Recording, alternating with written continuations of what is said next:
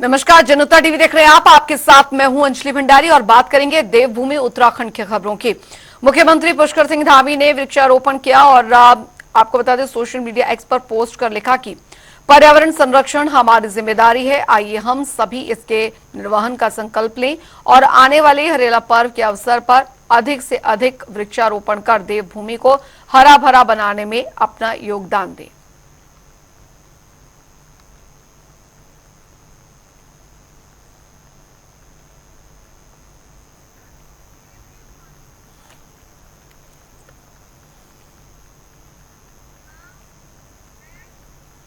उधर आपको बता दें कि मंगलौर और बद्रीनाथ सीट पर उपचुनाव में कांग्रेस ने परचम लहराया है और दोनों ही सीटें कांग्रेस के खाते में गई हैं, जिससे कि कांग्रेस कार्यकर्ताओं में उत्साह नजर भी आ रहा है। कांग्रेस कार्यकर्ताओं ने जमकर जश्न मनाया, कार्यकर्ताओं ने जमकर होली खेली और आतिशबाजी की। वहीं कांग्रेस नेताओं ने खुशी जाहिर करते हुए अपनी प्रतिक्रिया दी। 5 तस्वीरें हम आपको दिखा रहे हैं किस तरीके से कांग्रेस में जश्न का माहौल जो है वो देखने को मिला है। दोनों ही सीटों पर जो उपचुनाव हुए थे उसमें कांग्रेस को ये जीत जो है वो मिली है, कांग्रेस कैंडिडेट को जीत यहां पर मिली है। देहरादून, हरिद्वार, मसूरी, बद्रीनाथ, जसपुर में आप देख सकते हैं किस तरीके से कार्यकर्ताओं ने इस जीत पर खुशी मनाई।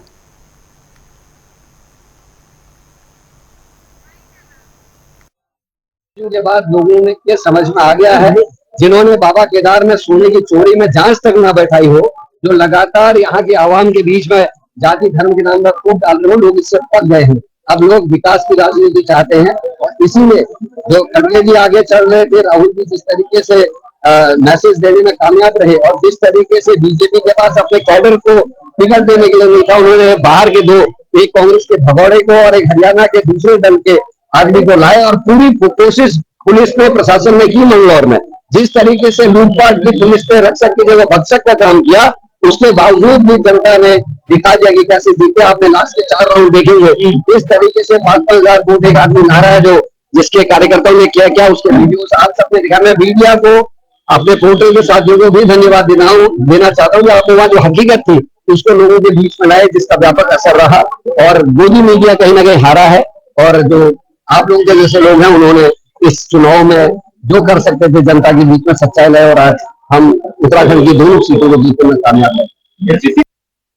आभार व्यक्त करना चाहते हैं, धन्यवाद देना चाहते हैं बद्रीनाथ की महान जनता को, मंगलौर की महान जनता को, जिन्होंने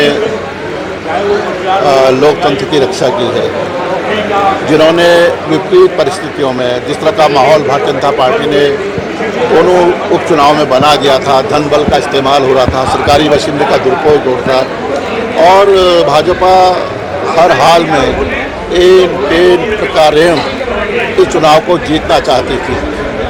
लेकिन ये सत्य की जीत है, सच्चाई की जीत है और लोकतांत्रिक मूल्यों की जीत है। और जो नफरत और घृणा भाजपा बीज बो रही थी, जो लोकतांत्रिक मूल्यों का हनन कर रही थी, जो नफरत और हिंसा की बात करने वाली, प्रदेश के 2 उपचुनाव में सारे इनको नकार दिया गया है और एक लोकतांत्रिक मूल्यों की विजय हुई है। भगवान बद्री विशाल को हम प्रणाम करते, धन्यवाद देते हैं। देवतुल्य जनता मंगलौर की हो चाहे बद्रीनाथ हो, उन्होंने सरकार को आईना दिखाया। आर्थिक, न्यायिक, सामाजिक दंड जो जनमानस झेल रहा है और धार्मिक उन्माद के नाम पर और धर्म के नाम की राजनीति जो भारतीय जनता पार्टी कर रही है, पहले अयोध्या गया, अब बद्रीनाथ गया, केदारनाथ में हमारी दीदी हमारे बीच में नहीं रही। मैं ईश्वर से प्रार्थना करता हूँ शैला रानी रावत जी को अपने चरणों में स्थान दे, लेकिन अब बारी केदारनाथ की है। केदारनाथ की भी जनता इनको आईना दिखाने का काम करेगी। फिर निगम के चुनाव में आईना दिखेगा, फिर पंचायत के चुनाव में दिखेगा और प्रचंड बहुमत से 50 से ज्यादा सीटें आएंगी 2027 में। आज भविष्यवाणी मेरी सुन लीजिए कांग्रेस की।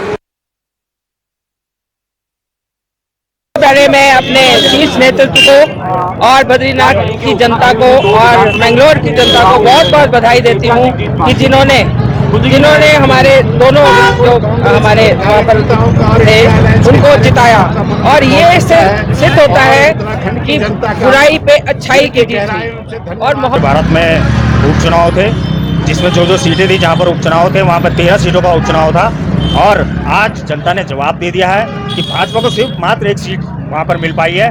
12 सीटों पर इंडिया अलायंस कांग्रेस के लोगों ने सीट जीती है। और जहां तक मैं उत्तराखंड के सवाल की बात करता हूं, तो उत्तराखंड की जनता ने जवाब दे दिया है, अंकिता भंडारी का जवाब दिया है। जो यहाँ पर महिलाओं के साथ लगातार दुराचार हो रहा है, जो बेरोजगारों पर लाठी भांजी जा रही है, जो मलिन बस्तियों और झोपड़पट्टियों पर जो बुलडोजर चलाए जा रहे हैं, उनका आज जवाब जनता ने दे दिया है। और जो मैं ये कहना चाहूंगा, जो उत्तराखंड की धामी सरकार है वो पिछले 5 साल भी विफल थी और इस आने वाले 5 साल भी विफल है। मैं तो ये भी कहना चाहूंगा आपके माध्यम से कि नैतिकता के आधार पर पुष्कर सिंह धामी जी को इस्तीफा दे देना चाहिए, क्योंकि उनकी सरकार बिल्कुल नाकाम है। मैं सबसे पहले उन तमाम उन सभी राज्य के साथियों का, जिन राज्यों में विधानसभा ने जो है अपना परचम लहराया, इंडिया अलायंस ने परचम लहराया, और उसी परिप्रेक्ष्य में 13 विधानसभा सीटों में 12 विधानसभा सीटें जो हैं इंडिया अलायंस को मिली। ये बहुत बड़ा सुखद आभास है कि उन सब क्षेत्र की जनताओं ने ये मान लिया है कि अब एक न एक परिवर्तन की जरूरत है। और ये परिवर्तन की लहर, मैंने पहले भी कहा था कि उत्तराखंड से ही जो है परिवर्तन की लहर चलेगी, और जो कि बद्री विशाल भगवान ने जो है ये कृपा की है लखपत बुटोला जी पर और कांग्रेस पर, कि उन्होंने एक साधारण कार्यकर्ता को वहां से जो है अपना प्रतिनिधि चुनने का अवसर दिया है। बद्रीनाथ क्षेत्र की जनता को हम धन्यवाद करते हैं। मंगलौर क्षेत्र की जनता को हम धन्यवाद करते हैं, जिन्होंने काजी निजामुद्दीन के रूप में एक सशक्त विधायक, बहुत ही सहनशील और बहुत ही बुद्धिजीवी विधायक जो है मंगलौर से दिया है, काजी निजामुद्दीन। वहीं आपको बता दें कि बीजेपी प्रदेश अध्यक्ष महेंद्र भट्ट ने दरअसल कांग्रेस पार्टी को दोनों सीट पर विजय होने पर बधाई दी। साथ ही उन्होंने कहा कि बीजेपी के मंगलौर और बद्रीनाथ के बीजेपी कार्यकर्ताओं के निष्ठा से काम करने की सराहना की। देखिए, नतीजे हमारे अनुकूल में रहे, इस सच्चाई को मैं स्वीकार करता हूँ।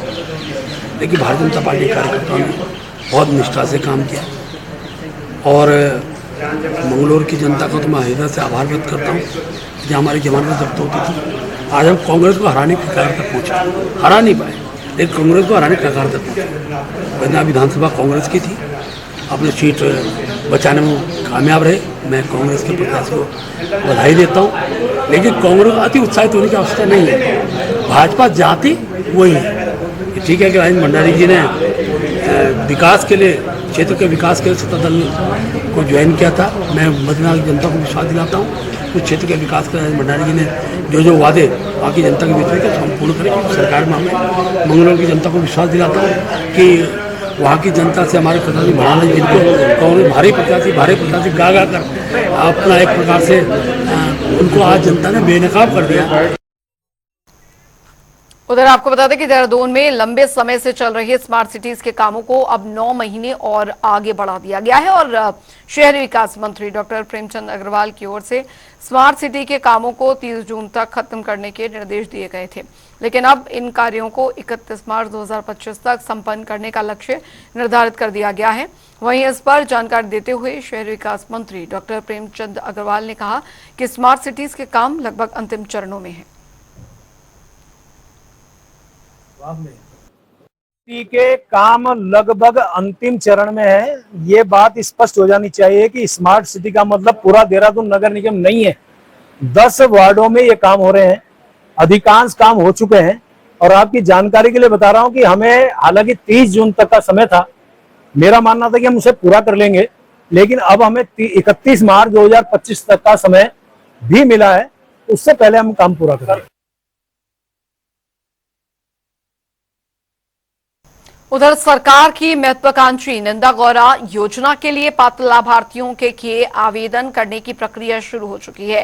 इस पर जानकारी देते हुए महिला सशक्तिकरण एवं बाल विकास मंत्री रेखा आर्या ने बताया कि इस योजना के तहत कन्या के जन्म पर जहां 11,000 की धनराशि जो है वो दी जाती है, तो वहीं बिटिया के 12वीं कक्षा उत्तीर्ण कर स्नातक अथवा डिप्लोमा में प्रवेश लेने पर 51,000 की धनराशि प्रदान की जाती है।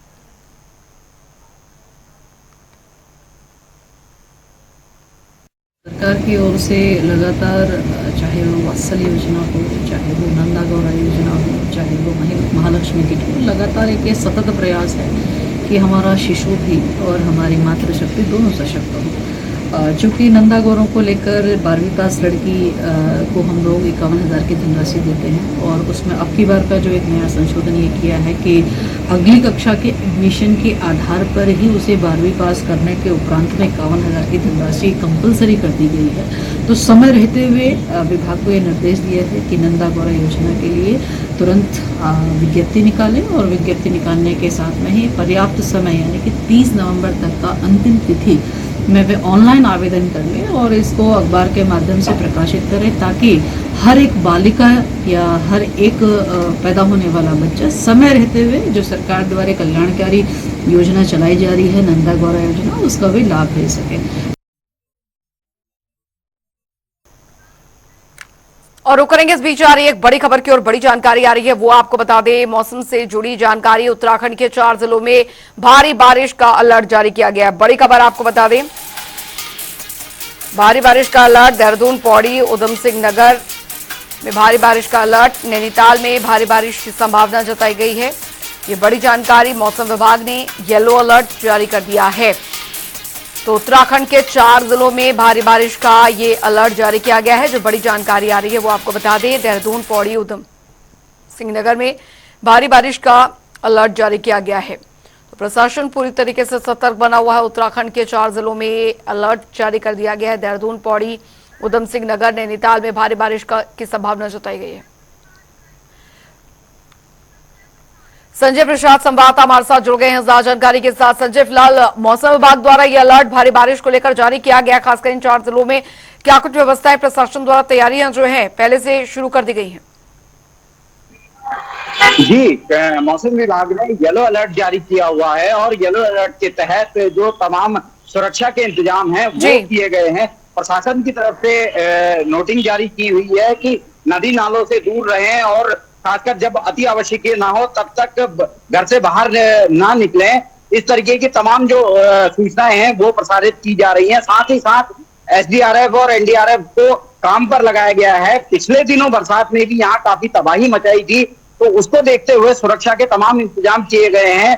तमाम विभागों को, जो भी प्रशासनिक अधिकारी हैं, उनको हाई अलर्ट पे रहने के निर्देश यहाँ दिए गए हैं और साथ ही साथ जो नदी नाले हैं उनसे दूर रहने की खासकर हिदायत दी गई है जिला प्रशासन की तरफ से भी और पुलिस प्रशासन की तरफ से भी। जी संजय, हालांकि फिलहाल कुल मिलाकर देखा जाए तो अभी क्योंकि मानसून की दस्तक है, जाहिर तौर पर व्यवस्थाएं प्रशासन की तरफ से यहाँ पर की जा रही है, लेकिन टूरिस्ट जो आ रहे हैं वहां पर और जो स्थानीय लोग हैं उनके लिए दिक्कतें इन दिनों काफी ज्यादा बढ़ जाती हैं। तो ऐसी स्थिति में किस तरीके से इसको लेकर प्रशासन द्वारा एडवाइजरी जारी की गई है? जी, लोकल की अगर बात की जाए, स्थानीय लोगों की अगर बात की जाए तो बरसात राहत के साथ साथ मुसीबत भी साथ लेके आती है और मुसीबत का दौर यहाँ देखने को जो मिला है। तमाम जो सड़कें टूटी हैं, नैनीताल जिले में जो सड़कें टूटी वो 38 सड़कें यहाँ टूटी, जिनको लगातार अब खोलने का काम किया जा रहा है। अभी तो महज ये मानसून की शुरुआत है और आगे जब मानसून अपने चरम पर होगा तो उस समय की स्थिति और भयावह हो सकती है। तो उसको देखते हुए खासकर सुरक्षा के इंतजाम यहाँ किए गए हैं और सुरक्षित रहने के निर्देश भी दिए गए हैं। तमाम जो एजेंसियां हैं, चाहे वो जिला प्रशासन हो या एसडीआरएफ हो, एनडीआरएफ हो, इनको हाई अलर्ट पे रहने के निर्देश यहाँ दिए गए हैं और लोगों से जो नदी नाले हैं, खासकर नदी नालों में अक्सर दुर्घटनाएं हो जाया करती हैं और लोग अनावश्यक रूप से जो रात में या आधी रात में घूमते हैं उनको कहीं ना कहीं मना किया गया है कि रात में ना निकलें। पिछले दिनों भी हल्द्वानी में देखा गया कि रात में एक युवक जो था वो नाले में बह गया, जो अभी तक जिसकी तलाश जारी है। तो ऐसे ही दुर्घटना दोबारा से न दोहराई जाए उसके लिए भी खास इंतजाम यहाँ किए गए। जी चलिए, बहुत बहुत शुक्रिया इस तमाम जानकारी के लिए। तो लगातार मौसम विभाग की तरफ से अलर्ट जो है वो यहाँ पर जारी किया जा रहा है, लेकिन दिक्कतें काफी ज्यादा बढ़ जाती है बरसात के दिनों में, स्थानीयों के लिए भी और जो पर्यटक दूर दूर से आते हैं उनके लिए भी। उधर 72 घंटे के बाद भी हल्द्वानी के देवखड़ी नाले में बहे युवक का कोई पता नहीं चल सका है। वहीं एनडीआरएफ, लोकल प्रशासन, नगर निगम की टीमें लगातार सर्च ऑपरेशन में जुटी हुई हैं। युवक 10 जुलाई की शाम को भारी बारिश के दौरान नाले को पार करने की कोशिश कर रहा था और उस दौरान वो बह गया। प्रशासन ने डॉग स्क्वाड की मदद भी ली है, लेकिन अभी भी युवक का कोई सुराग नहीं मिल सका है। देखिए ग्राउंड जीरो से संजय प्रसाद की रिपोर्ट। ये आप लोग देख रहे हैं यहाँ पे टेढ़ी पुलिया से लगभग 200 मीटर आगे जो मंदिर के पास जो 10 तारीख को बारिश आई थी रात में, जिसमें एक बाइकर जो रोड पार कर रहा था और नाले में बह गया था, तो वहाँ से लेकर यहाँ टेढ़ी पुलिया तक लगभग 100-150 मीटर तक उसको अच्छे से हमारी टीम ने कल भी सर्च किया था। फिर आज यहाँ पर जो एक जगह पर दो नाले मिल रहे हैं, यहाँ पे लगभग पानी 3 से 4 फीट जमा हो रखा था, तो यहाँ होने की संभावना थी। तो यहाँ प्रशासन के साथ मिलकर जो ये JCB के द्वारा पाइप को इंसर्ट करके जितना पानी था उसको बाहर निकाला गया ताकि वहाँ पे हम उनको सर्च कर सकें। फिर जैसी अभी प्रशासन की मदद से और बाकी सभी सिस्टर ऑर्गेनाइजेशन की मदद से पानी को निकाला गया, तो फिर हमारे NDRF के बंदे जो हमारे रेस्क्यूअर्स हैं वो नीचे गए और उन्होंने जो मलबा जहाँ इकट्ठा हो सकता था, जहाँ पॉसिबिलिटी ज़्यादा है, उसको अच्छे से सर्च किया। और अभी इस लोकेशन में भी जो व्यक्ति है जो लापता है उसका अभी तक कुछ पता नहीं लगा। तो आपने देखा यहाँ पर किस तरीके से हादसा हुआ। 10 जुलाई को नाला पार करते समय बहा था युवक, लेकिन अभी तक उसकी नई जानकारी मिल पाई है और एनडीआरएफ की टीमें लगातार यहाँ पर कोशिश कर रही हैं कि कम से कम कोई खोजबीन यहाँ पर की जा सके। पूरी कोशिश एहतियात जो है वो यहाँ पर बढ़ती जा रही है, लेकिन अभी तक कोई जानकारी जो है वो नहीं मिल पाई है। आप देख सकते हैं किस तरीके से ये नाला जो है वो खाली करा गया और इनको ये अंदेशा था कि यहाँ पर युवक का बह के शायद हो सकता आ गया हो, लेकिन अभी तक कोई भी जो सुराग है वो नहीं मिल पाया है।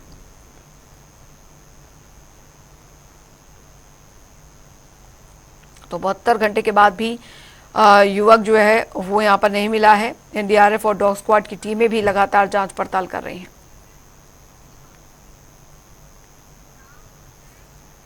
उधर कटीमा में आई बाढ़ आपदा के बाद राहत और बचाव कार्य जारी है। वहीं इसको लेकर डीएम ने विभिन्न अधिकारियों के साथ समीक्षा बैठक की। साथ ही उन्होंने बाढ़ से बहुत नुकसान का स्थानीय जो स्थलीय निरीक्षण है वो भी किया।